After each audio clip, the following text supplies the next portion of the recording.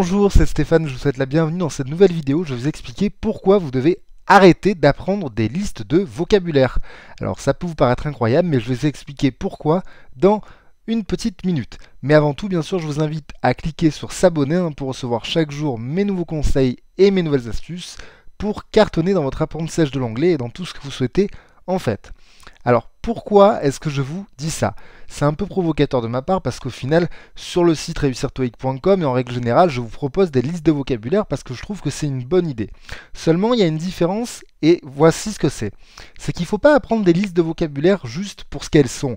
Il faut apprendre des listes de vocabulaire en contexte. Il faut apprendre des listes de vocabulaire avec des idées concrètes sur comment vous allez les appliquer et surtout voir exactement ce que ça veut dire. Et ça va tout changer. Comment faire pour apprendre dans ce cas-là? Alors la première chose que vous pouvez faire, c'est contextualiser en permanence. Contextualiser, ça veut dire quoi? Ça veut dire tout simplement que quand vous apprenez un nouveau mot, surtout vous cherchez sur Google Actualité, sur ce que vous voulez en fait, un endroit où le mot a été utilisé. Ça, le gros avantage, c'est que du coup, vous allez pouvoir voir dans quel contexte il est utilisé, dans quel contexte vous allez pouvoir l'utiliser, et ça va tout changer, parce que votre cerveau, il n'est pas câblé pour apprendre des mots de manière abstraite, il est câblé justement pour apprendre des mots qui vont lui servir. En voyant le contexte, en voyant à quoi ça sert, vous allez mémoriser beaucoup plus rapidement, c'est prouvé. La deuxième chose que vous pouvez faire, c'est visualiser. Ça, c'est également une astuce qui est utilisée par les grands champions de mémorisation. Ce qu'ils font en fait, c'est quand on leur dit de mémoriser une liste de mots abstraits les uns les autres, par exemple si on leur demande de mémoriser lion, coton-tige, vinaigrette, etc. Au lieu d'apprendre les mots les uns indépendamment des autres, ils vont créer une espèce de petite histoire dans leur tête et du coup, le cerveau, qu'est-ce qu'il va faire? Il va avoir tendance à mémoriser ça beaucoup plus rapidement. Et ça va tout changer également. Donc, imaginez par exemple, vous êtes en train d'essayer d'apprendre le mot bureau en anglais, donc desk.